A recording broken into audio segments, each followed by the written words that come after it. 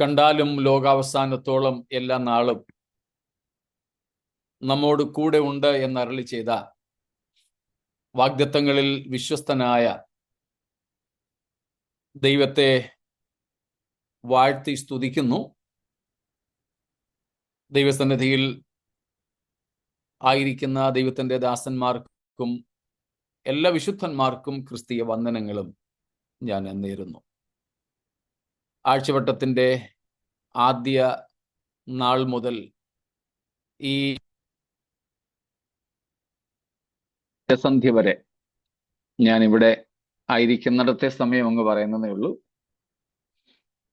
ദൈവം നമ്മെ കാത്ത് പരിപാലിച്ചതിനായി ദൈവത്തെ സ്തുതിക്കുന്നു, കർത്താവിനെ മഹത്വപ്പെടുത്തുന്നു.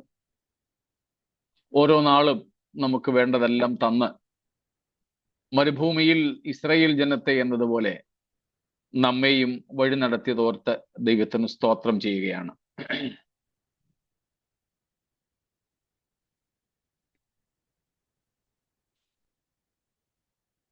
ഞാൻ ഓർക്കുന്നു, ഒരു ദൈവദാസൻ ഒരിക്കൽ പറഞ്ഞത്,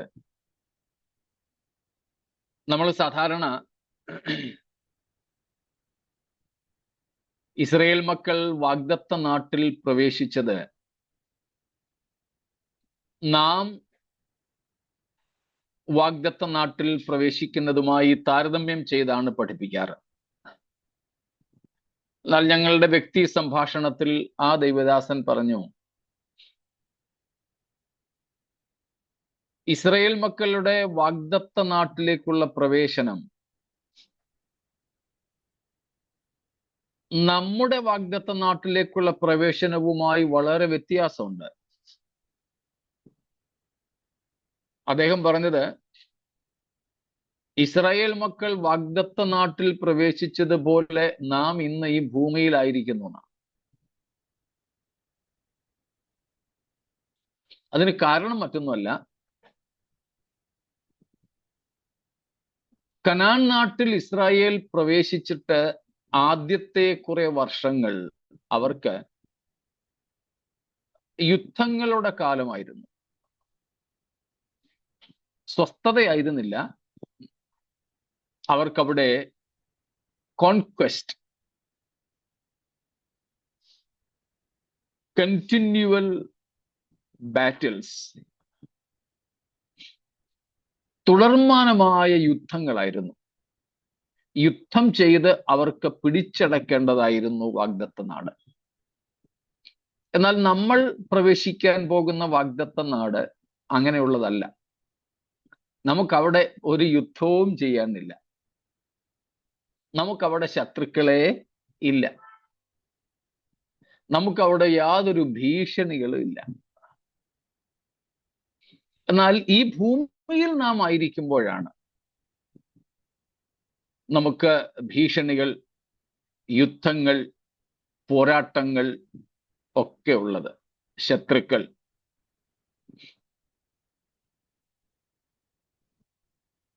അദ്ദേഹം അത് പറഞ്ഞപ്പോൾ എനിക്കത് ശരിയാണെന്ന് തോന്നി. നാം ഈ മരുഭൂമിയിൽ തീർച്ചയായും രക്ഷിക്കപ്പെട്ടതിന് ശേഷമുള്ള നമ്മുടെ ജീവിതത്തിൽ ഈ രണ്ടനുഭവങ്ങളുമുണ്ട്. നമുക്ക് ഒരർത്ഥത്തിൽ കർത്താവിൽ സ്വസ്ഥത പ്രാപിപ്പാൻ, വിശ്രമം പ്രാപിപ്പാൻ, രക്ഷയ്ക്ക് വേണ്ടിയുള്ള പാപമോചനത്തിനായുള്ള നമ്മുടെ അലച്ചിലുകളിൽ നിന്ന് നമുക്ക് സ്വസ്ഥത പ്രാപിപ്പാൻ, നമ്മെ അലട്ടിയിരുന്ന എല്ലാവിധമായ സങ്കടങ്ങളിൽ നിന്നും സ്വസ്ഥത നേടുവാൻ ഒക്കെ ദൈവം നമ്മുടെ മാനസാന്തരവും വീണ്ടെടുപ്പിന്റെ, രക്ഷിക്കപ്പെടുന്നതിൻ്റെ അനുഭവവും ഒക്കെ ചേർത്ത് വെച്ച് സഹായിച്ചു.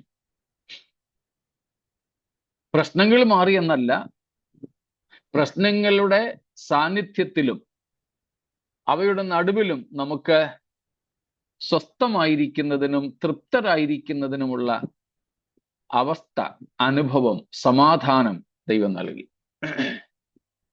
ഇസ്രായേൽ മക്കൾ കനാൻ നാട്ടിലെത്തിയതുപോലെ അവർക്ക് ഇനി യാത്രയൊന്നും ചെയ്യണ്ട, ഇനി വേറെ എങ്ങോട്ടും അവർക്ക് പോകണ്ട.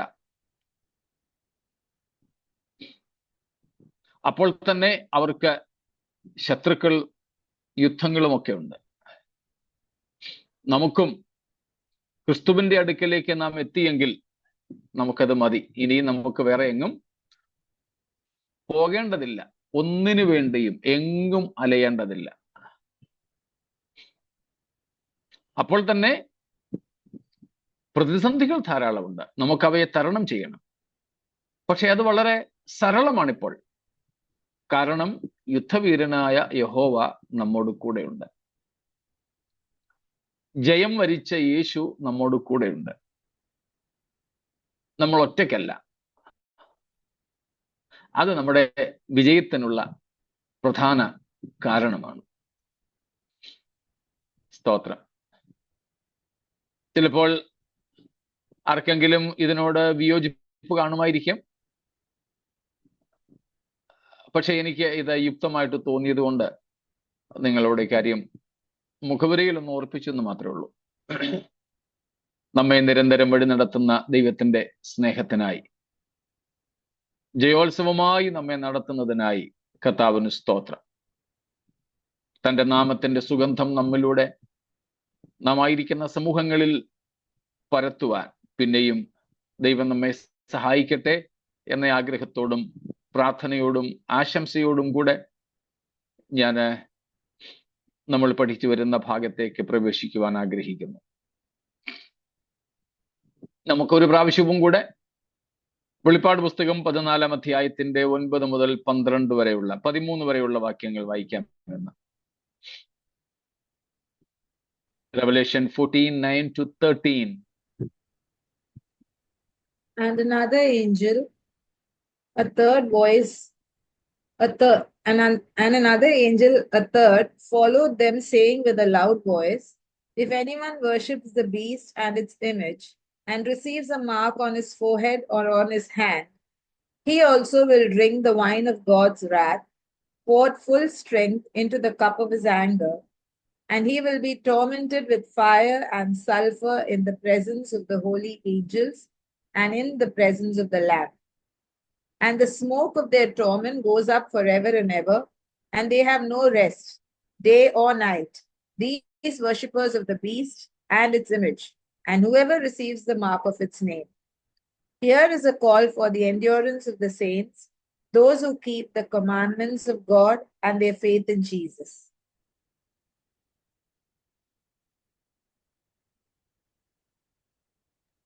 Thirteen also. And I heard a voice from heaven saying, write this, blessed are the dead who die in the Lord from now on. Blessed indeed, says the Spirit, that they may rest from their labors, for their deeds follow them. Praise God. Thank you, Annie sister.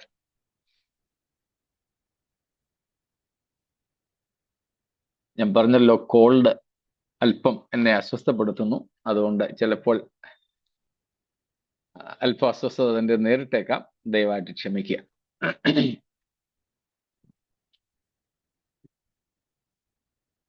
നമ്മൾ കഴിഞ്ഞ ദിവസങ്ങളിൽ ഈ ഭാഗങ്ങളെ ആസ്പദമാക്കി അവിടുത്തെ അർത്ഥം ഗ്രഹിക്കുവാൻ കർത്താവിൽ ആശ്രയിച്ചു ശ്രമിച്ചുകൊണ്ടിരിക്കുകയായിരുന്നല്ലോ. സ്തോത്രം. അതിന്റെ 11 വരെയുള്ള വാക്യങ്ങളിൽ, 9 തൊട്ട് 11 വരെയുള്ള വാക്യങ്ങളിൽ കർത്താവിനെ അനുസരിക്കാത്തവരും യേശുവിൽ വിശ്വസിക്കാത്തവരും ദൈവവചനത്തെ പ്രമാണിക്കാത്തവരുമായ, അപ്പോൾ തന്നെ മറുഭാഗത്ത് സാത്താന്യ ആരാധനയിൽ തങ്ങളെ തന്നെ തീരെഴുതി വിറ്റുകളഞ്ഞ, അല്ലെങ്കിൽ എതിർ ക്രിസ്തുവിനെയും അവന്റെ പ്രതിമയെയും നമസ്കരിക്കുകയും അഥവാ ആരാധിക്കുകയും അവന്റെ മുദ്ര ശരീരത്തിൽ സ്വീകരിക്കുകയും ചെയ്ത മനുഷ്യർക്കുള്ള ശിക്ഷാവിധിയെക്കുറിച്ചാണ് പറഞ്ഞിരിക്കുന്നത്. അപ്പോൾ 9 തൊട്ട് 11 വരെ എതിർ ക്രിസ്തുവിനെ ആരാധിക്കുന്നവർക്കുള്ള ശിക്ഷാവിധിയെ കുറിച്ചാണ് പറഞ്ഞിരിക്കുന്നത്. അവിടെ നമ്മൾ കണ്ടത് ദൈവ കോപത്തിന്റെ പാത്രത്തിൽ കലർപ്പില്ലാതെ പകർന്നിരിക്കുന്ന ദൈവക്രോധമദ്യം എന്ന് വെച്ചാൽ God is pouring out his wrath in its fullness, in its extreme level, nothing left out. അതാണ് അവിടെ നാം വായിക്കുന്നത്, in its fullness, in its fullness.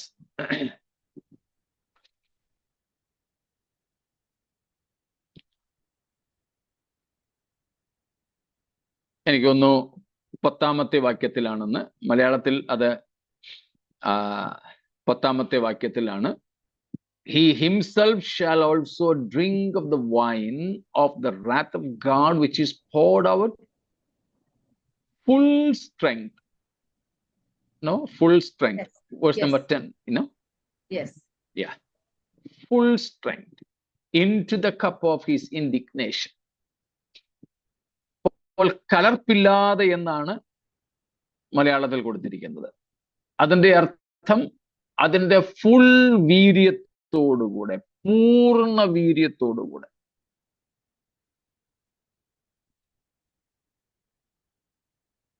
ക്രോധമദ്യം, the wine of his wrath. Wine middle ഈസ്റ്റുകാർക്ക്, പ്രത്യേകിച്ച് പലസ്തീൻകാർക്ക് നല്ല പരിചയമുള്ള ഒരു പദമാണത്. ഈ വൈൻ അഥവാ വീഞ്ഞ് അവര് മുന്തിരിപ്പഴത്തിൽ നിന്ന് ഉണ്ടാക്കി ദിവസങ്ങൾ കഴിയും തോറും അതിന്റെ വീര്യം കൂടിക്കൊണ്ടിരിക്കും. നമുക്കറിയാവുന്ന കാര്യമാണ്. ഇനി വീഞ്ഞും മദ്യവും ഒന്നും ഉണ്ടാക്കിയില്ലെങ്കിലും നമ്മൾ വീട്ടിൽ ഉണ്ടാക്കുന്ന ദോശമാവും ഇഡലിമാവും ഒക്കെ തന്നെ ഉദാഹരണം. ഇനി അത്രയും വരെ പോയില്ലെങ്കിലും മോര് മതിയല്ലോ, മോര് അല്ലെങ്കിൽ തൈരുണ്ടാക്കി. ഇവിടെയൊക്കെ ആണെങ്കിൽ 2-3 തരത്തിലെ തൈര് കിട്ടും. ചില സ്ഥലങ്ങളിലൊക്കെ പുളിയില്ലാത്ത തൈരിന് മീഠാദഹി എന്ന് പറയാറുണ്ട്. മധുരം ഇട്ടുണ്ടാക്കുന്ന തൈര് വേറെ ഉണ്ട്, പ്രത്യേകിച്ച് ബംഗാൾ സൈഡിലൊക്കെ കിട്ടുന്നത്. അതല്ലാതെ തന്നെ മധുരം ഒന്നും ഇടാതെ തന്നെ പുളിപ്പില്ലാത്ത തൈര്, ഉറകൂടി പുളിയായിട്ടില്ല.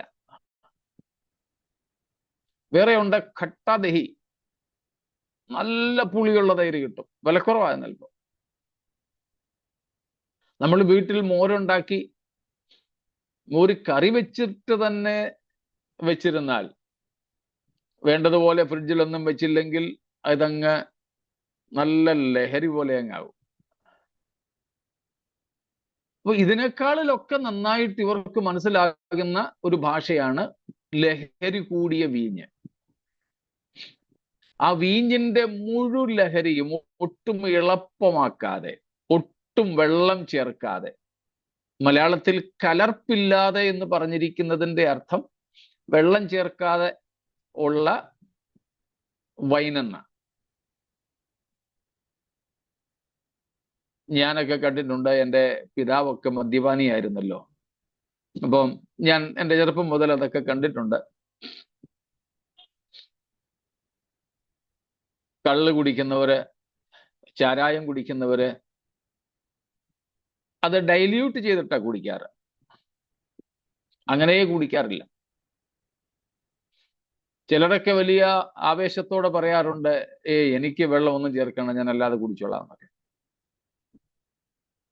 അപ്പം ഈ വെള്ളം ചേർക്കുന്ന മദ്യത്തിനകത്ത്, അല്ലെങ്കിൽ ഇവിടെ പറയുന്ന വീഞ്ഞിനകത്ത് വെള്ളം ചേർത്ത് ഡൈല്യൂട്ട് ചെയ്യുന്നതിനെയാണ് ഇവിടെ കലർപ്പ് എന്ന വാക്കുകൊണ്ട് അർത്ഥമാക്കുന്നത്. അപ്പോൾ ദൈവം തൻ്റെ ക്രോധമദ്യം ക്രോധമെന്നേ ഉള്ളൂ അതിന്റെ അർത്ഥം. എന്നാൽ അത് മനസ്സിലാക്കാൻ വേണ്ടി അവിടുത്തെ ഭാഷയിൽ ക്രോധമദ്യം, ഒട്ടും വെള്ളം ചേർക്കാതെ, ഡൈല്യൂട്ട് ആക്കാതെ, ഫുൾ സ്ട്രെങ്ത്, കലർപ്പില്ലാതെ കുടിപ്പിക്കും.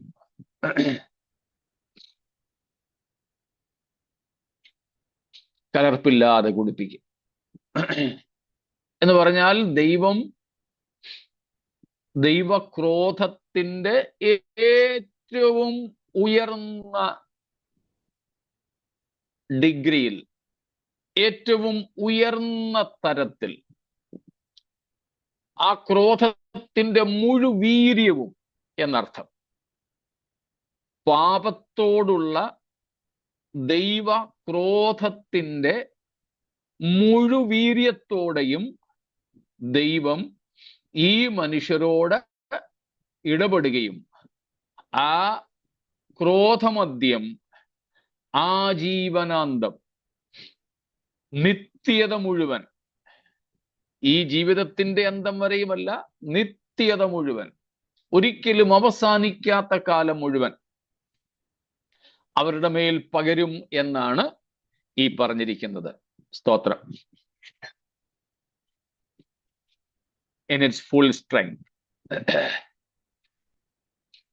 അതിൽ ദൈവത്തിന് ഒട്ടും കരുണയില്ല. അതായിരുന്നു നാം ക്രൂശിൽ കണ്ടത്.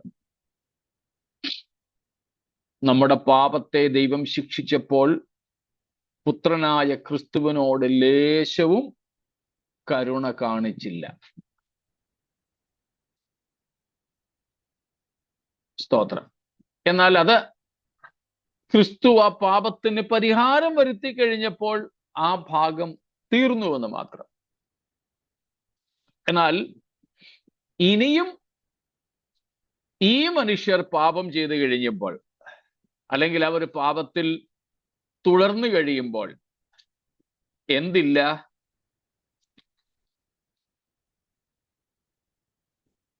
എബ്രായ ലേഖനം 10-ാമത്തെ അധ്യായം, നമുക്ക് പരിചയമുള്ള വാക്യമാണെങ്കിലും ഈ അർത്ഥത്തോടെ ഈ നിത്യദണ്ഡനം ഇവരനുഭവിക്കുന്നതിന് കാരണം നമ്മൾ പറയുകയാണ്, അല്ലെങ്കിൽ തിരുവെഴുത്തിൽ നിന്ന് കണ്ടെത്തുകയാണ്.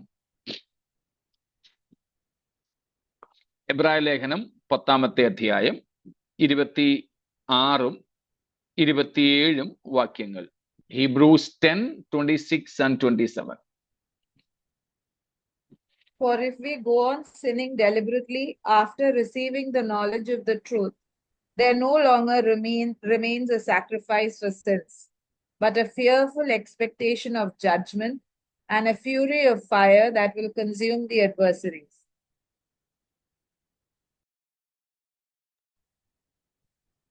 ഇതാണ് ഈ കൂട്ടരുടെ നിത്യദണ്ഡനത്തിനുള്ള കാരണം. സ്തോത്രം. യേശുക്രിസ്തുവിന്റെ മേലും പകർന്നത് ഇതേ ക്രോധമായിരുന്നു. എന്നാൽ അത് നിത്യകാലത്തേക്കല്ലായിരുന്നു എന്ന് മാത്രം. കാരണം ക്രിസ്തു പാപത്തിന്റെ പരിഹാരം വരുത്തുകയായിരുന്നു, പ്രായശ്ചിത്തമാവുകയായിരുന്നു. അതുകൊണ്ട് മനുഷ്യന്റെ പാപത്തിന് യേശുവിന്റെ ജഡശരീരത്തിന്മേൽ ശിക്ഷ വിധിച്ചു. ആ പാപത്തിന് പരിഹാരം വരുത്തിയത് കൊണ്ട് യേശു ദൈവപുത്രനായതുകൊണ്ട് മരണത്തിൽ നിന്നും ഉയർത്തെഴുന്നേറ്റു. യേശുവിന്റെ മരണത്തിൽ കലാശിച്ചു. എന്നാൽ യേശു പരിശുദ്ധനായിരുന്നതുകൊണ്ട്, ദൈവപുത്രനായിരുന്നതുകൊണ്ട് ക്രിസ്തുവിന്റെ മരണശേഷം ക്രിസ്തുവിന്റെ ആത്മാവ് യാതനാസ്ഥലത്തേക്ക്, പ്ലേസ് ഓഫ് ടോർമെന്റേഷനിലേക്ക് പോയില്ല. അതുകൊണ്ട് ക്രിസ്തു അനുഭവിച്ച ആ പാപത്തിന്റെ ശിക്ഷ നിത്യകാലത്തേക്ക് അല്ലായിരുന്നു. ക്രിസ്തു അതിന് പരിഹാരം വരുത്തി. അതോടുകൂടെ ക്രിസ്തുവിന്റെ മേലുള്ള ആ ശിക്ഷ തീർന്നു.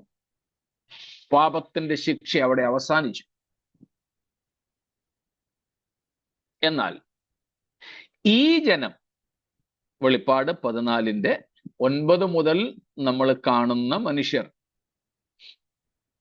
ദൈവത്തിന്റെ ക്രോധത്തെ നിത്യകാലം, അനന്തകാലം മുഴുവനും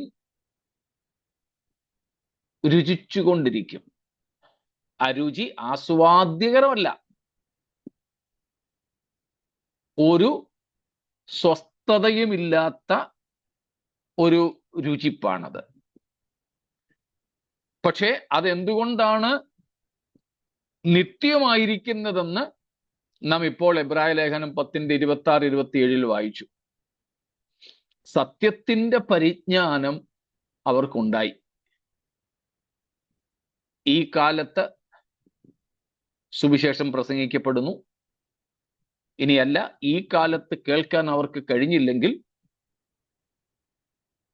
മഹാപീഡന കാലത്ത് 2 സാക്ഷികളിലൂടെ 11-ാം അധ്യായത്തിൽ നമ്മൾ കാണുന്ന 2 സാക്ഷികളുടെ ശുശ്രൂഷ നിമിത്തം അവര് ദൈവത്തിന്റെ ഇഷ്ടത്തെക്കുറിച്ച് അറിയും. ഇനിയല്ല, അവരിൽ കൂടെ അറിയാത്ത ആരെങ്കിലും ഉണ്ടായിരുന്നെങ്കിൽ, അല്ലെങ്കിൽ ഉണ്ടായാൽ അവരോട് സുവിശേഷം അറിയിപ്പാൻ 144,000 മുദ്രിത ഗണമുണ്ട്. ഇനിയല്ല, അവർ നിമിത്തവും കേൾക്കാൻ കഴിയാത്ത ആരെങ്കിലും ഉണ്ടെങ്കിൽ അവർക്ക് വേണ്ടി വെളിപ്പാട് 14:6-7 വാക്യങ്ങളിൽ നമ്മൾ കണ്ടു, ഒരു ദൂതൻ മുഖാന്തരവും അവർക്ക് കോൾ ടു റിപ്പൻറ്റൻസ്, മാനസാന്തരത്തിലേക്കുള്ള വിളി കൊടുക്കുന്നുണ്ട്. മനസ്സിലായല്ലോ?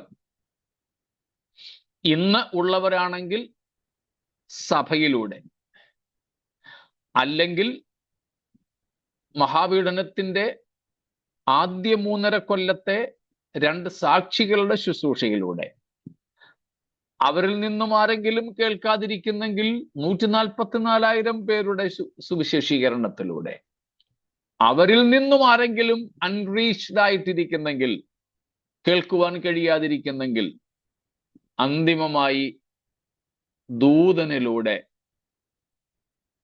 മാനസാന്തരത്തിനുള്ള അവസരം പ്രാപിച്ച ജനമായിരിക്കും ഈ ജനം.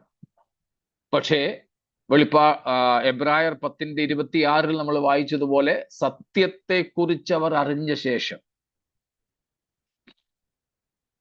സത്യത്തിന്റെ പരിജ്ഞാനം ലഭിച്ചതിന് ശേഷം അവര് മനഃപൂർവം പാപം ചെയ്യുകയാണ്. ഇന്നലെ നമ്മൾ കണ്ടല്ലോ, എതിർ ക്രിസ്തുവിനെ ആരാധിക്കുന്നതും ബിംബത്തെ, അവന്റെ പ്രതിമയെ നമസ്കരിക്കുന്നതും അവന്റെ മുദ്ര ഏൽക്കുന്നതും ഒന്നും എന്തല്ല, ദേശഭക്തി നിമിത്തമുള്ള വിധേയത്വത്തിന്റെ ലക്ഷണമല്ല. പകരം അവർ മനഃപൂർവം പാപം ചെയ്യുകയാണ്. അങ്ങനെ മനഃപൂർവം പാപം ചെയ്താൽ ഇനിയും എന്തില്ല?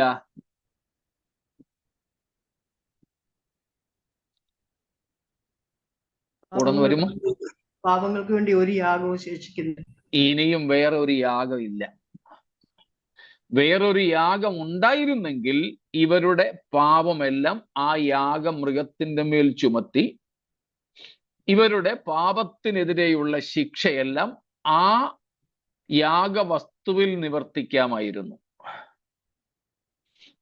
എന്നാൽ ഇനിയും ഒരു യാഗവും ശേഷിക്കുന്നില്ലാത്തത് കൊണ്ട് പാപം ചെയ്യുന്ന ഓരോരുത്തരും അവരവരുടെ പാപത്തിന്റെ മുഴുവൻ ശിക്ഷയും കലർപ്പില്ലാതെ സ്വീകരിച്ചേ പറ്റൂ.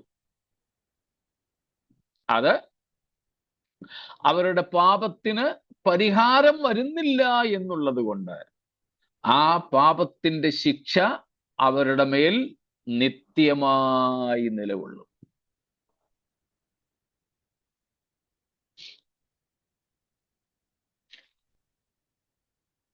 യേശുക്രിസ്തുവിന്റെ മേൽ പാപത്തിന്റെ ശിക്ഷ എന്തുകൊണ്ട് നിത്യമായിരുന്നില്ല എന്നും, എന്നാൽ നരകത്തിലേക്ക് വിധിക്കപ്പെട്ട് തള്ളപ്പെടുന്നവരുടെ ശിക്ഷ എന്തുകൊണ്ട് നിത്യമായിരിക്കുമെന്നും ഉള്ളതിന്റെ കാരണം മനസ്സിലാക്കാണമല്ലോ ഇപ്പോൾ.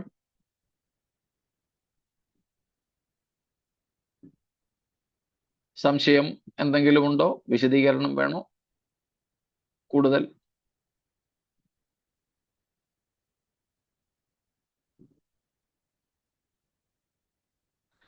യെസും നോയും ഒന്നുമില്ല. ആയി, മനസ്സിലായി. ഓക്കെ, ശരി.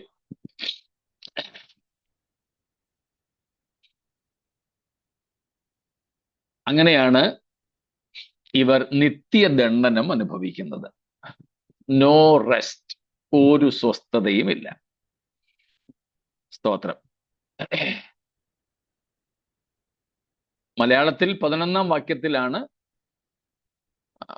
അവർക്ക് ഒരു സ്വസ്ഥതയുമില്ല എന്ന് വായിക്കുന്നത്. ഇംഗ്ലീഷിലും അത് ഞാൻ തോന്നുന്നല്ലേ, 11th no rest, and they have no rest day or night. Okay, verse number 11. Just see a contrast. ഒരു വൈപരീത്യം നോക്കിക്കേ. 11-ാം വാക്യത്തിൽ ഈ പാപം ചെയ്ത് ദൈവത്തെ ആരാധിക്കാത്ത, എതിർ ക്രിസ്തുവിനെ ആരാധിക്കുന്ന ജനത്തിന് നിത്യനരകവും അവിടെ ഒരു സ്വസ്ഥതയും ഉണ്ടായിരിക്കില്ല എന്ന് പറഞ്ഞതിൻ്റെ നേരെ വിപരീതമായ ഒരു പ്രയോഗം 13-ാം വാക്യത്തിൽ നമ്മൾ കണ്ടു. അതാണ് ഇന്ന് നമ്മൾ 13-ാമത്തെ വാക്യം വായിച്ചത്. 13-ാം വാക്യം ഒന്നും കൂടെ വായിച്ചോളൂ.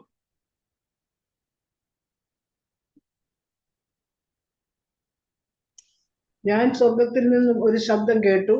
അത് പറഞ്ഞത്, എഴുതുക, ഇന്നു മുതൽ കർത്താവിൽ മരിക്കുന്ന മൃതന്മാർ ഭാഗ്യവാന്മാർ. അതെ, അവർ തങ്ങളുടെ പ്രയത്നങ്ങളിൽ നിന്നും വിശ്രമിക്കേണ്ടതാകുന്നു. അവരുടെ പ്രവൃത്തി അവരെ പിന്തുടരുന്നു എന്ന് ആത്മാവ് പറയുന്നു. അവിടെ കണ്ടോ, there is a promise of an eternal rest for the saints. വിശുദ്ധന്മാർക്ക് അവിടെ ഒരു നിത്യമായ വിശ്രമം അഥവാ സ്വസ്ഥത വാഗ്ദത്തം ചെയ്യപ്പെടുന്നു.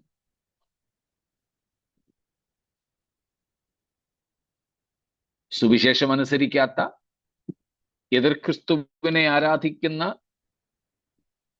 മത്സരികളായ മനുഷ്യർക്ക് ഒരു സ്വസ്ഥതയും അഥവാ വിശ്രമവും ഉണ്ടായിരിക്കില്ല എന്ന താക്കീത് നൽകുമ്പോൾ അതിൻ്റെ നേരെ മറുഭാഗത്ത്, സ്തോത്രം, സഹിഷ്ണുതയും ദൈവത്തിങ്കലുള്ള വിശ്വാസവും അഥവാ ദൈവത്തോടും ദൈവിക പ്രമാണങ്ങളോടുമുള്ള വിശ്വസ്തതയും പുലർത്തുന്ന വിശുദ്ധന്മാർക്ക് മരണശേഷം ലഭിക്കുന്ന നിത്യ വിശ്രമത്തെക്കുറിച്ച്, സ്വസ്ഥതയെക്കുറിച്ച് ഇവിടെ വാഗ്ദത്തം ചെയ്യപ്പെട്ടിരിക്കുന്നു. സ്തോത്രം. അതാണ് നാം ഇന്ന് 13-ാമത്തെ വാക്യവും കൂടെ വായിച്ചത്. 12 വരെയുള്ള വാക്യങ്ങളിൽ മറ്റെന്തെങ്കിലും വിശദീകരണം ആവശ്യമാണെങ്കിൽ ചോദിച്ചാട്ടെ.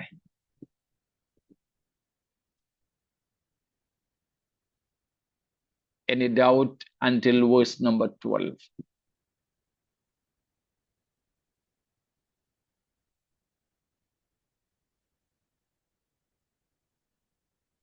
ഒന്നുമില്ല. എങ്കിൽ 13-ാമത്തെ വാക്യത്തിലേക്ക് നമുക്ക് പോകാം. അതും ഒത്തിരി വിശദീകരിക്കേണ്ട ആവശ്യമില്ല. നമ്മുടെയൊക്കെ ശവമടക്കുകളിൽ മിക്കപ്പോഴും കേൾക്കാറുള്ള ഒരു വാക്യമാണ് ഈ 13-ാം വാക്യം. സ്വർഗത്തിൽ നിന്നൊരു ശബ്ദം. ആരാ പറഞ്ഞതെന്ന് നമുക്കറിയില്ല. ഒരുപക്ഷെ അത് ദൈവത്തിന്റെ ശബ്ദമാകാം, അല്ലെങ്കിൽ ദൂതന്മാർ ഉദ്ഘോഷിക്കുന്നതാകാം. അതുമല്ലെങ്കിൽ കർത്താവിന്റെ സന്നിധിയിൽ രൂപാന്തരപ്പെട്ട് ചേർക്കപ്പെട്ട വിശുദ്ധന്മാർ പറയുന്നതാകാം. ആര് പറഞ്ഞു എന്നുള്ളത് നമുക്കിവിടെ പ്രസക്തമല്ല. സ്വർഗത്തിൽ നിന്നാണ് ഒരു ശബ്ദം കേട്ടത് എന്നതുകൊണ്ട് ഉറവിടം ദൈവികം ആണെന്ന് മനസ്സിലാക്കാം. എഴുതുക. യോഹന്നാനോട് പറയുകയാണ് എഴുതിക്കോളാൻ. നമ്മൾ നേരത്തെ വായിക്കുകയുണ്ടായി 7 ഇടി നാദം മുഴക്കി, എന്നാൽ അത് എഴുതാതെ വിട്ടേക്കാൻ പറഞ്ഞു. എന്നാൽ ഇവിടെ പറയുന്നു എഴുതുക. എന്താണ് എഴുതേണ്ടത്? ഇന്നു മുതൽ കർത്താവിൽ മരിക്കുന്ന മൃതന്മാർ ഭാഗ്യവാന്മാർ. സ്തോത്രം.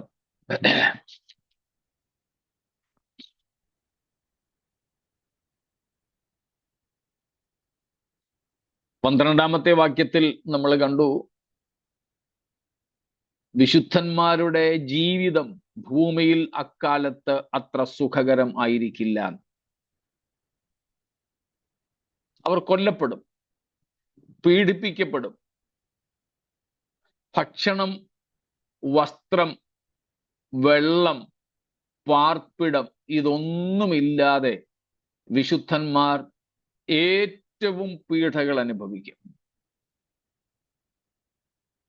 കാരണം എതിർ ക്രിസ്തുവിന്റെ മുദ്ര ഏൽക്കാത്തവർക്ക് ഇതൊന്നും ലഭ്യമല്ല.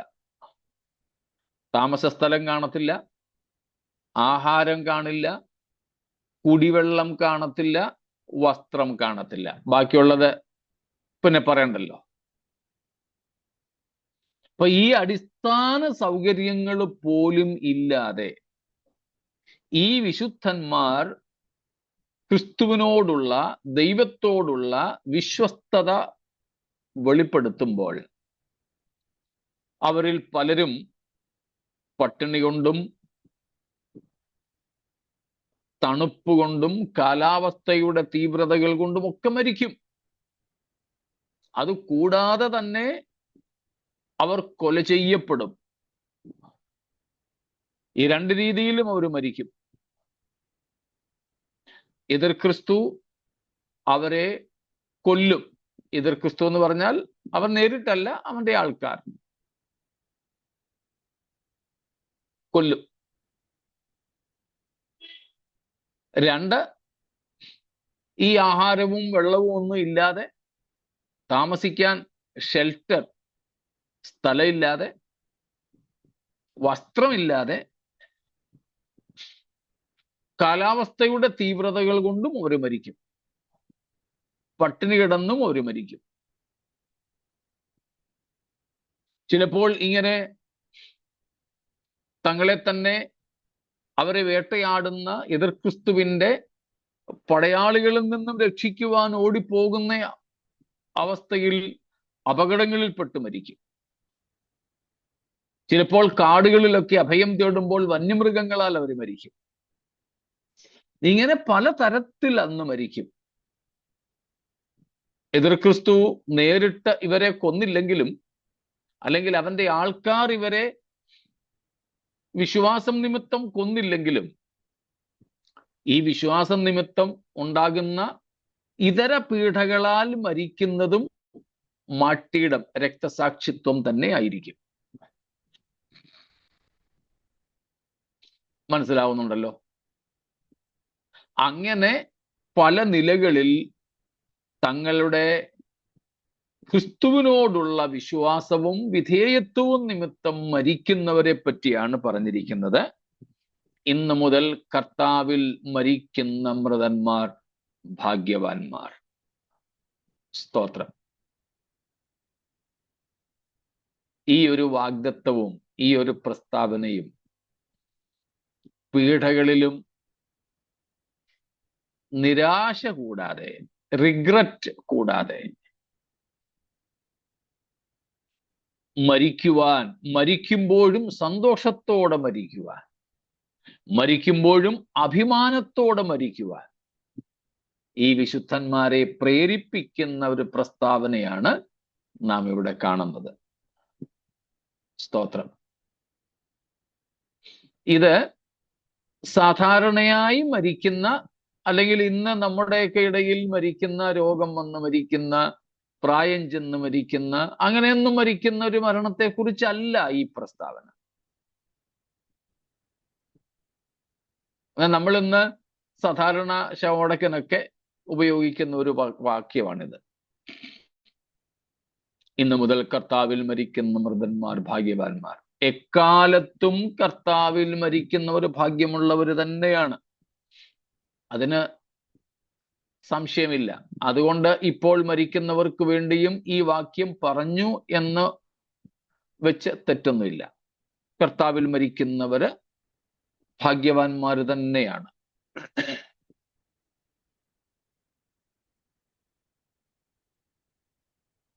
എന്നാൽ ഇവിടെ ഈ 13-ാം വാക്യത്തിൽ പറയുന്ന ഇന്നു മുതൽ കർത്താവിൽ മരിക്കുന്ന മൃതന്മാർ ഭാഗ്യവാന്മാർ എന്ന് പറയാനുള്ള കാരണം എന്താ?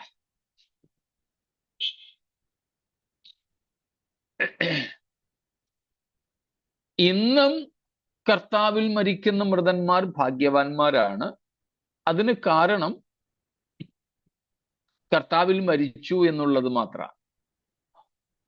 ഞാനിപ്പം മരിക്കുകയാണെങ്കിൽ, ഞാൻ ക്രിസ്തുവിലാണ് മരിക്കുന്നതെങ്കിൽ ഞാൻ ഭാഗ്യമുള്ളവൻ തന്നെയാ. മഹാപീഡന കാലത്ത് മരിക്കണമെന്നൊന്നുമില്ല.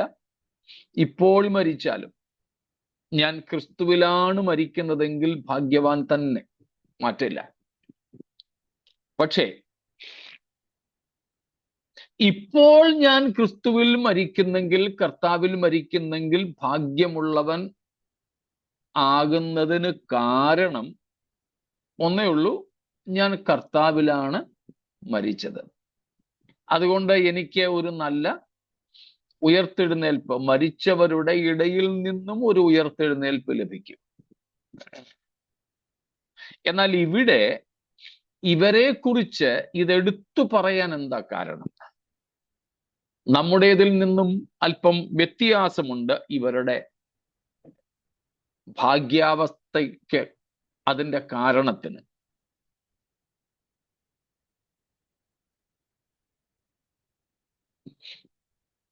ആ വാക്യത്തിൽ തന്നെ പറയുന്നുണ്ടത്. അവർ ജീവൻ മരണ പോരാട്ടത്തിലാണ്.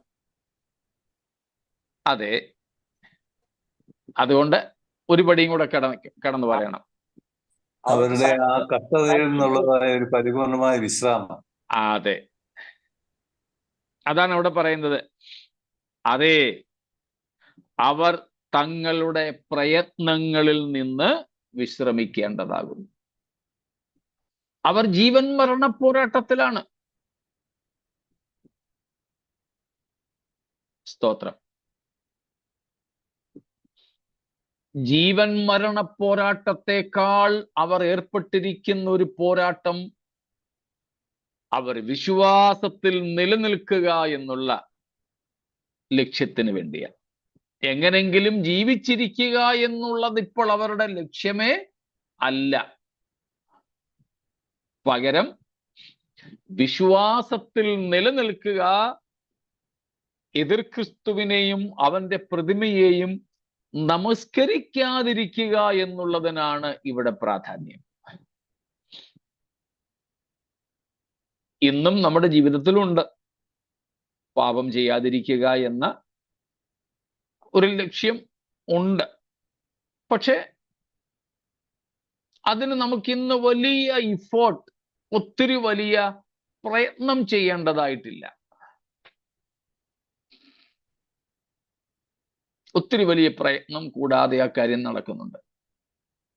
എന്നാൽ അന്ന് ഈ വിശുദ്ധന്മാർ, 12-ാം വാക്യത്തിൽ പറയുന്ന വിശുദ്ധന്മാർ അങ്ങനെയല്ല. എങ്ങനെങ്കിലും ജീവൻ നിലനിർത്തുക എന്നുള്ളത് അവരുടെ ലക്ഷ്യമേ അല്ല.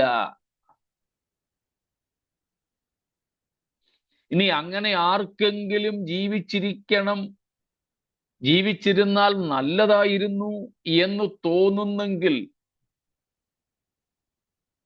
അവരെയും കൂടെ വേണ്ടി വന്നാൽ മരണത്തിന് സജ്ജരാക്കുന്ന ഉറപ്പ് നൽകുന്ന ഒരു വാക്യമാണിത്. മനസ്സിലായോ? During those times these saints will have no desire even to live long. they won't be trying to sustain their life. Rather, they will be in a fierce battle to sustain in faith, not to sustain their life, but in faith. എങ്ങനെങ്കിലും ജീവൻ നിലനിർത്താനായിരിക്കില്ല ഈ വിശുദ്ധന്മാരുടെ പോരാട്ടം. പിന്നെ വിശ്വാസത്തിൽ നിലനിൽക്കാൻ വേണ്ടി. സ്തോത്രം. ദൈവത്തോട്, സത്യദൈവത്തോട് വിശ്വസ്തരായിരിക്കാൻ വേണ്ടി, യേശുവിനോടുള്ള വിധേയത്വത്തിൽ വിശ്വസ്തരായിരിക്കാൻ വേണ്ടി. മറ്റൊന്നവരുടെ ലക്ഷ്യമേ അല്ല. ജീവൻ പോന്നെങ്കിൽ പൊക്കോട്ടെ, പക്ഷേ വിശ്വാസം പോകരുത്. പൗലോസ് തിമോഥെയോസിനോട് ആ കാര്യം പറയുന്നുണ്ട്. വളരെ ലളിതമായ അർത്ഥത്തിൽ, ലളിതമായ ഭാഷയിൽ, അർത്ഥത്തിലല്ല ഭാഷയിൽ. 1 തിമോഥെയോസ് 6:12 എൻ്റെ ഓർമ്മയിൽ ആ വാക്യമാണ്. 1 Timothy 6:12.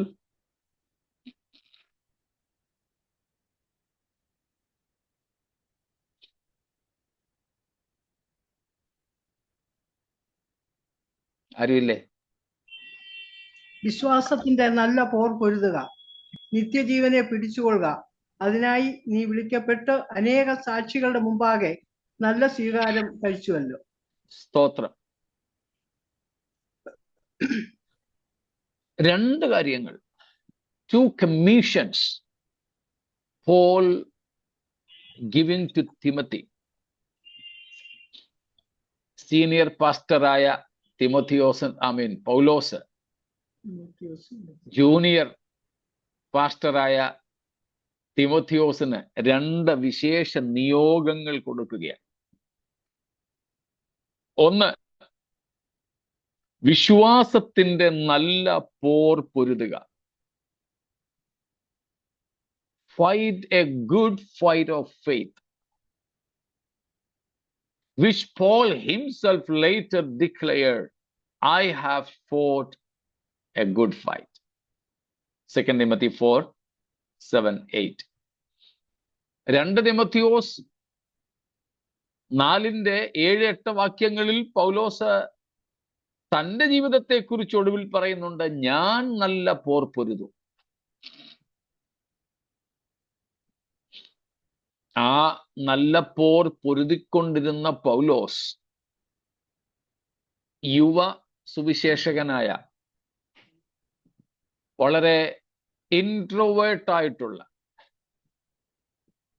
വളരെയധികം അന്തർമുഖിയായ സ്വഭാവമുള്ള, ലജ്ജാശീലനായ,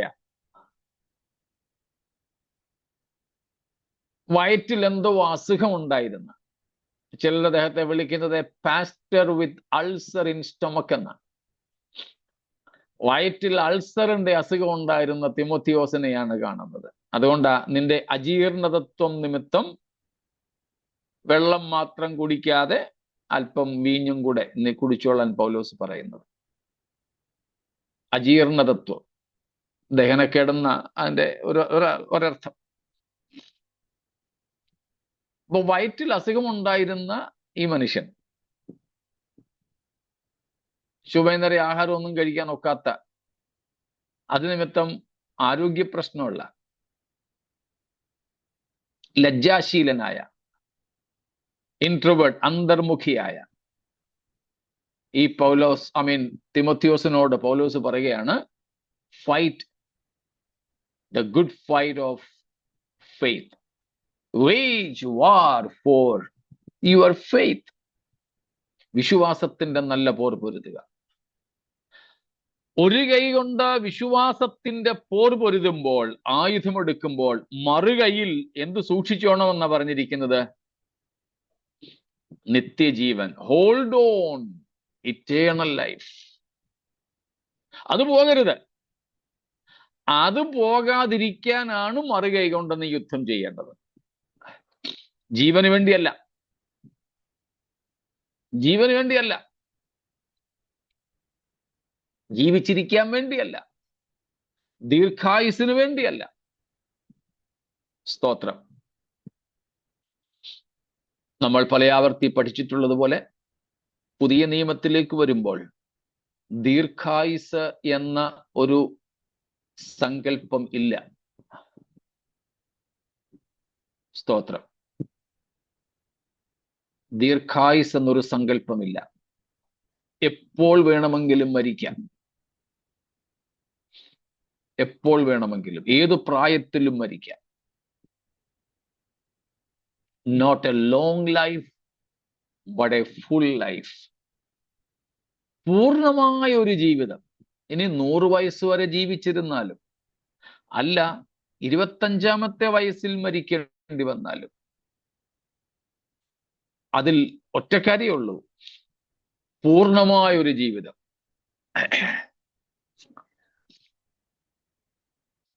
അതുകൊണ്ട് ഒരു ദീർഘായുസ് എന്ന സങ്കല്പത്തോടെ പുതിയ നിയമത്തിൽ ജീവിക്കുവാൻ നമ്മളെങ്ങും ഒന്നും കാണുന്നില്ല.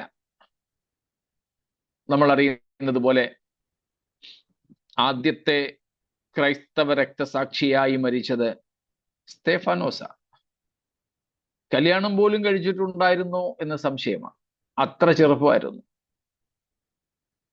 അപ്പോസ്തലന്മാരിൽ 11 പേരും 10 പേരും, പൗലോസിനെയും കൂടെ കൂട്ടുകയാണെങ്കിൽ യൂദായെ കളഞ്ഞേരെ, അതുകൊണ്ട് 11 പ്ലസ് പൗലോസിനെയും കൂടെ കൂട്ടത്തിൽ കൂട്ടിയാൽ അപ്പോസ്തലന്മാരിൽ 11 പേരും രക്തസാക്ഷികളായി മരിച്ചതു.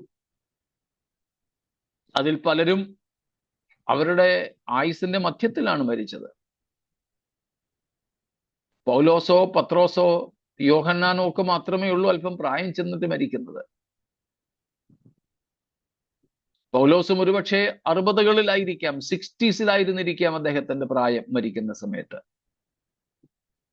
പത്രോസ് അല്പം കൂടെ വാർദ്ധക്യത്തിലാണ് മരിച്ചത്. കാരണം യേശുക്രിസ്തുവിന്റെ കൂടെ നടക്കുമ്പോൾ തന്നെ അദ്ദേഹം അല്പം പ്രായമുള്ള ആളായിരുന്നു.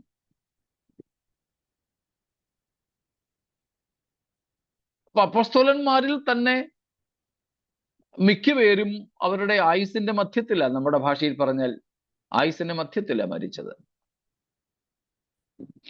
എത്രയെത്രയോ കുഞ്ഞുങ്ങൾ, എത്രയോ ഗർഭസ്ഥ ശിശുക്കൾ പോലും ക്രൈസ്തവരുടേത് കൊല്ലപ്പെട്ടിരിക്കുന്നു. ഗർഭിണികളെ പിളർന്നു കളഞ്ഞ എത്രയോ പീഡനമുറകൾ ക്രൈസ്തവ ചരിത്രത്തിലുണ്ട്.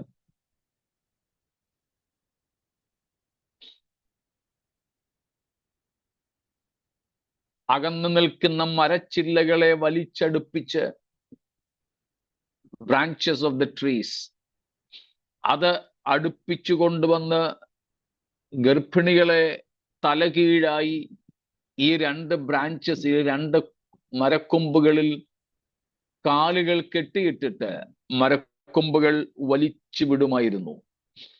ആ മരക്കൊമ്പുകൾ തിരികെ അവയുടെ പൂർവസ്ഥിതിയിലേക്ക് പോകുമ്പോൾ ആ കെട്ടിയിടുന്ന വ്യക്തികൾ കാലുകൾ കീറി 2 ഭാഗമായി പിളർന്നു പോകുമായിരുന്നെന്ന് ക്രൈസ്തവ പീഠകളുടെ ചരിത്രത്തിൽ രേഖപ്പെടുത്തിയിട്ടുണ്ട്.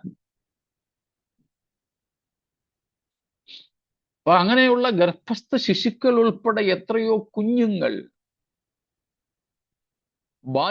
ബാലന്മാർ, ജീവിച്ചു തുടങ്ങിയിട്ടില്ലാത്തവർ പോലും എത്രയോ പേര് മരിച്ചു. അപ്പോൾ പൗലോസ് തിമോഥെയോസിനോട് പറയുന്നത്, നീ വിശ്വാസത്തിന്റെ നല്ല പോർ പൊരുതുക, മറുകയിൽ നിത്യജീവൻ നഷ്ടപ്പെടാതെ സൂക്ഷിച്ചു കൊള്ളണം. സ്തോത്രം. അതിനായിട്ടാണ് നീ വിളിക്കപ്പെട്ടത്, അനേകരുടെ മുമ്പിൽ നല്ല സ്വീകാര്യം ലഭിച്ചത്. ഇവിടെ വെളിപ്പാട് 14-ന്റെ 13-ൽ 12-13കളിൽ അത് തന്നെയാണ് പ്രതിപാദ്യം. ഇന്നു മുതൽ കർത്താവിൽ മരിക്കുന്ന മൃതന്മാർ ഭാഗ്യവാന്മാരാണ്. അതിന് കാരണം അവരുടെ വിശ്വാസത്തിന്റെ പോരാട്ടത്തിൽ, ആ പരിശ്രമത്തിൽ നിന്ന്, ആ അധ്വാനത്തിൽ നിന്ന്, ആ പ്രവൃത്തികളിൽ നിന്ന് അവർക്ക് എന്ത് ലഭിക്കുന്നു? വിശ്രമം. സ്തോത്രം. അവർക്ക് വിശ്രമം ലഭിക്കുന്നു. അതേ പ്രിയരെ, സ്തോത്രം. അപ്പോൾ ഇന്ന് നമുക്ക് അത്ര കണ്ട് പ്രയാസങ്ങളില്ല. ചില സ്ഥലങ്ങളിലൊക്കെ അല്പമായിട്ടുണ്ടെന്നേ ഉള്ളൂ. എന്നാൽ ഇന്നും പൊതുവായി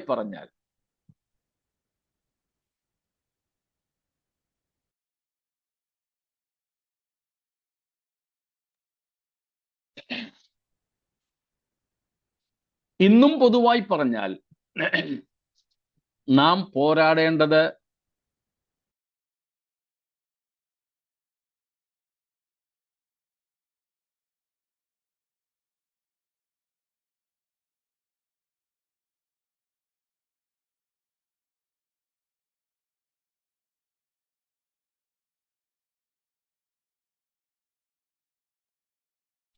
സോറി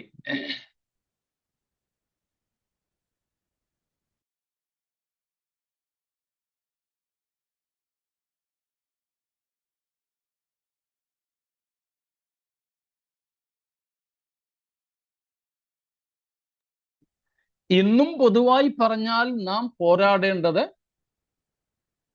വിശ്വാസത്തിനായി തന്നെയാണ്.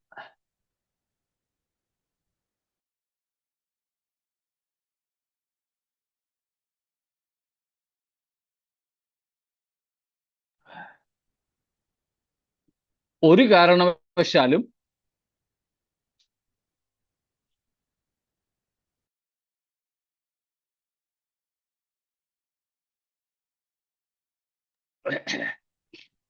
ഒന്നും കൂടെ ആ വാക്യങ്ങൾ നിങ്ങളൊന്ന് വായിച്ചു, ഞാൻ അപ്പോഴത്തേക്കിനും ഒന്ന് ഫ്രഷ് ആയിക്കൊള്ളാം. ഒന്ന് തിമോത്തിയോസിലേതോ ആ രണ്ടും വാക്യങ്ങൾ വായിച്ചു. തിമോത്തിയോസ് 6:12 വെളിപ്പാട് 14:12-13. അപ്പോഴത്തേക്കും ഞാൻ ഒന്ന് റെഡി ആയിട്ട് വരാം. വിശ്വാസത്തിന്റെ നല്ല പോർ പൊരുതുക, നിത്യജീവനെ പിടിച്ചുകൊള്ളുക.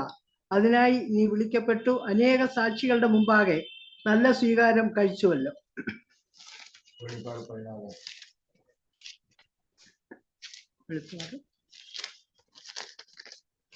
ഞാൻ സ്വർഗത്തിൽ നിന്നും ഒരു ശബ്ദം കേട്ടു.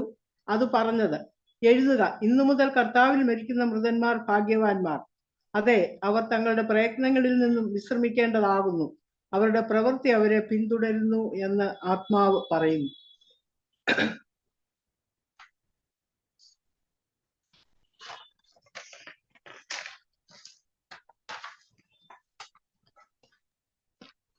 Thank you.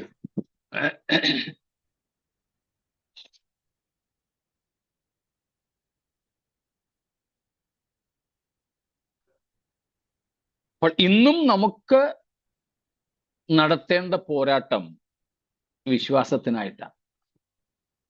കാരണം പിശാച് നിയമിക്കുന്ന മനുഷ്യരും നമ്മിൽ നിന്ന് എന്തപഹരിക്കാനായിട്ടാ വരുന്നത്? പിശാചിന് നമ്മുടെ ജോലി വേണോ? വേണ്ട. ഇനിയും നമ്മുടെ ജോലിയെയും ആരോഗ്യത്തെയും ഒക്കെ അവൻ ബാധിക്കും. അവൻ അവിടെയൊക്കെ പ്രശ്നം ഉണ്ടാക്കാം. അതൊന്നും ഇല്ലെന്ന് നമ്മൾ പറയുന്നില്ല, അതൊക്കെ ഉണ്ട്.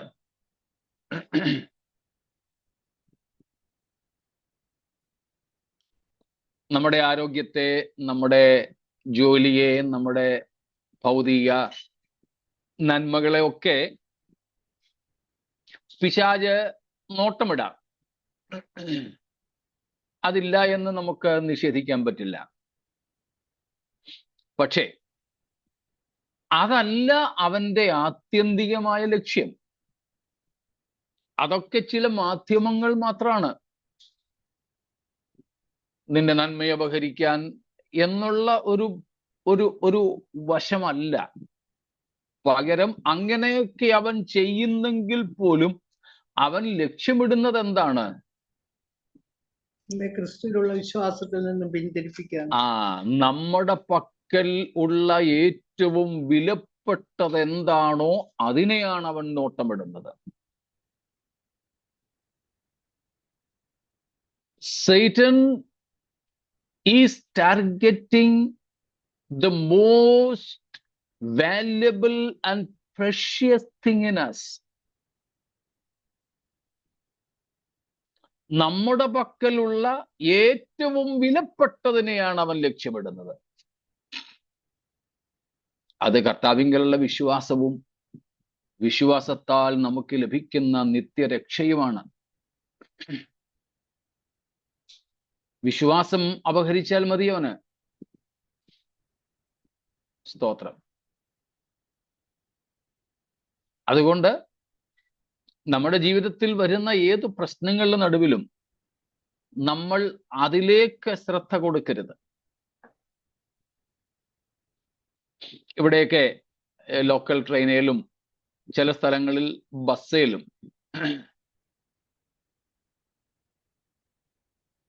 ഒക്കെ കയറാൻ നേരം ഈ പോക്കറ്റ് അടിക്കാറുണ്ട്. അവർ പലരും കൂട്ടമായിട്ട് ഗ്യാങ് ആയിട്ടാണ് ചെയ്യുന്നത്. ഇല്ലാത്തൊരു തിരക്ക് അവരുണ്ടാക്കും. ഇല്ലാത്തൊരു തിരക്ക്, ഒരു ബഹളം വെപ്പും. നമ്മുടെയൊക്കെ ശ്രദ്ധ അപ്പോഴേക്കും അവിടേക്കാവും. ആ നേരം കൊണ്ട് നമ്മുടെ മൊബൈലും പേഴ്സും ഒക്കെ വേറെ എവിടെയോ പറ്റിയിട്ടുണ്ടാവും. അവർക്ക് ലക്ഷ്യം ട്രെയിനിലെ സീറ്റ് അല്ല. അവരുടെ ലക്ഷ്യം ഈ ട്രെയിനിൽ കയറിപ്പറ്റുക എന്നുള്ളതുമല്ല. അങ്ങനെ തെറ്റിദ്ധരിപ്പിക്കുകയാണ് അവർ. അവരുടെ ലക്ഷ്യം നമ്മുടെ പോക്കറ്റിൽ ഇരിക്കുന്ന വില കൂടിയ മൊബൈലാണ്, നമ്മുടെ പോക്കറ്റിൽ ഇരിക്കുന്ന പേഴ്സാണ്, മണി പേഴ്സാണ്, മറ്റൊന്നുമല്ല. ഇതുപോലെ പിശാചും അവന്റെ ശിങ്കടികളും കൂടെ നമ്മുടെ ശ്രദ്ധയെ മറ്റു പലതിലേക്കും തിരിക്കും. ആ നേരം കൊണ്ട് അവൻ നമ്മിലുള്ള വിലപ്പെട്ടത് അപഹരിക്കും. പൗലോസ് പറയുന്നു, അരുത്. മഹാപീഡന കാലത്തെ ഈ വിശുദ്ധന്മാരും അത് തന്നെയാണ് ചെയ്തത്. അവരുടെ ജീവൻ അപഹരിക്കാൻ വന്നപ്പോഴും ജീവനെ അവർ വിലയേറിയതായിട്ട് കണ്ടില്ല. പൗലോസിന്റെ ഒരു അനുഭവം കൂടെ ഒന്ന് നോക്കാം. ആക്ട്സ് 20:24, അപ്പോസ്തല പ്രവൃത്തികൾ 20:24 വാക്യം. But I do not account my life of any value, nor as precious to myself, if only I may finish my course and the ministry that I received from the Lord Jesus, to testify to the gospel of the grace of God. Praise God. I do not consider my life as precious to me. ഞാൻ എൻ്റെ ജീവനെ വിലയേറിയതായി കാണുന്നില്ല. അതുകൊണ്ട് അതിൻ്റെ സംരക്ഷണത്തിനായി ഞാൻ പ്രത്യേകിച്ചൊന്നും ചെയ്യാനും ശ്രമിക്കുന്നില്ല. എനിക്ക് വിലയേറിയതായി വേറെ ചിലതുണ്ട്.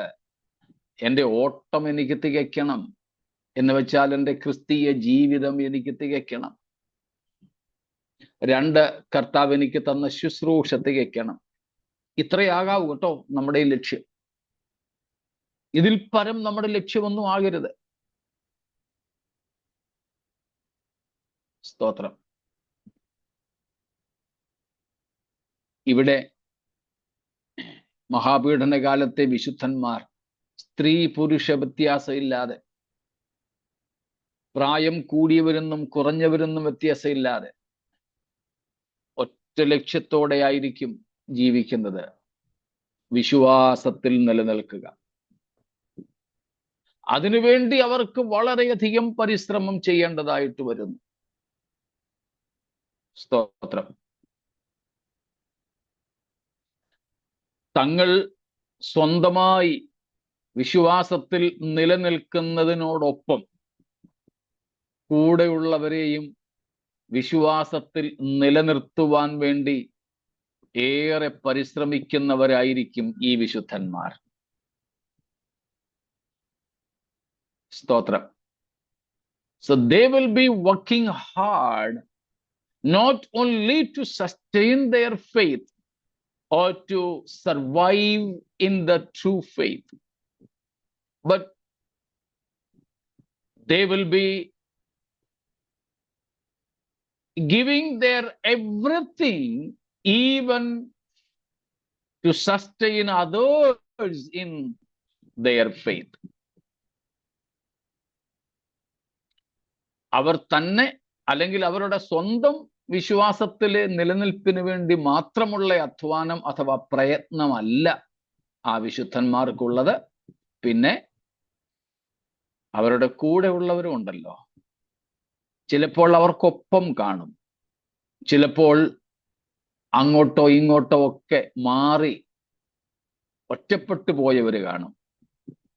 അവരെയും ഒക്കെ വിശ്വാസത്തിൽ നിലനിർത്തുന്നതിന് വേണ്ടി ഈ വിശുദ്ധന്മാർ ഏറെ പ്രയത്നിക്കുന്നവരാണ്. അതുകൊണ്ടാണ് പറഞ്ഞത്, ഇന്നു മുതൽ കർത്താവിൽ മരിക്കുന്ന മൃതന്മാർ ഭാഗ്യവാന്മാർ. അവർ തങ്ങളുടെ പ്രയത്നങ്ങളിൽ നിന്ന് വിശ്രമിക്കേണ്ടതാകുന്നു. സ്തോത്രം. അവരുടെ പ്രവൃത്തി അവരെ പിന്തുടരുന്നു. എന്ന് വെച്ചാൽ what they did will not cease by their death, but they will get rewarded for what they did. അവർ ചെയ്ത പ്രവൃത്തികൾ അവിടം കൊണ്ട് തീരുന്നില്ല. അത് നിത്യമായ പ്രതിഫലങ്ങൾ വാങ്ങിക്കൊടുക്കുന്നവയായിരിക്കും എന്നാണ് ആ പറഞ്ഞതിൻ്റെ അർത്ഥം. സ്തോത്രം. അപ്പോൾ 13-ാം വാക്യത്തിന്റെ അർത്ഥം മനസ്സിലാക്കാണുമല്ലോ. ഭാഗ്യവാന്മാർ എന്നുള്ളതിന്റെ അർത്ഥം നമുക്കറിയാം, ഏറെ സന്തോഷമുള്ളവരെന്നാണ് അതിന്റെ അർത്ഥം. നമ്മൾ ഗിരിപ്രഭാഷണം പഠിച്ച സമയത്ത് ആ കാര്യം പഠിച്ചിരുന്നല്ലോ. ബ്ലെസ്സഡ്, ഭാഗ്യവാന്മാർ എന്നതിന്റെ അർത്ഥം മാർക്കാരിയോസ്, ഏറെ A state of being totally happy, joyful, ഏറെ സന്തോഷമുള്ളവരായിരിക്കുക എന്നാണ് അതിന്റെ അർത്ഥം. സ്തോത്രം. അപ്പോൾ വിശ്വാസത്തിൽ നിലനിന്ന് വിശ്വാസത്തിൽ മരിക്കുക എന്നുള്ളത് എക്കാലവും ജീവിച്ചിരിക്കുന്ന വിശുദ്ധന്മാരിൽ നിന്നും ദൈവം ആഗ്രഹിക്കുന്നതാണ്.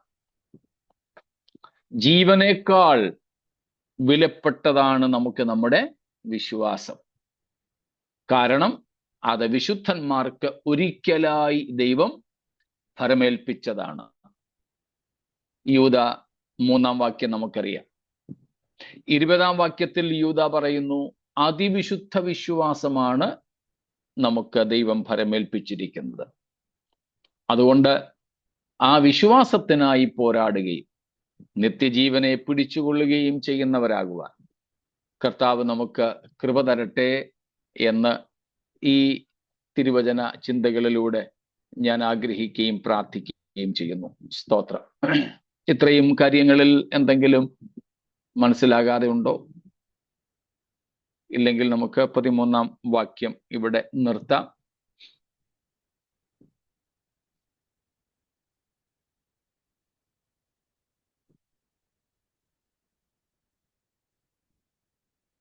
മറ്റൊന്നുമില്ല എങ്കിൽ പ്രിയരെ, നമുക്കും തിരുവെഴുത്തുകൾ പറഞ്ഞതുപോലെ നിത്യജീവനെ പിടിച്ചുകൊണ്ട് വിശ്വാസത്തിനായി പോരാടാം. വിശുദ്ധന്മാർക്ക് ഒരിക്കലായി ഫലമേൽപ്പിച്ചതും അതിവിശുദ്ധവുമായ വിശ്വാസത്തിനു വേണ്ടി നല്ല യുദ്ധസേവ ചെയ്ത് നിത്യജീവനിൽ നിലനിൽക്കുവാൻ പ്രാണനെ മരണപര്യന്തം സ്നേഹിക്കാത്തവരായി കർത്താവിനോട് കൂടെയുള്ള നിത്യതയ്ക്ക് ഒരുങ്ങുവാൻ ദൈവം നമ്മെ സഹായിക്കുമാറാകട്ടെ. ദൈവം നമ്മെ വചനങ്ങളാൽ അനുഗ്രഹിക്കുമാറാകട്ടെ.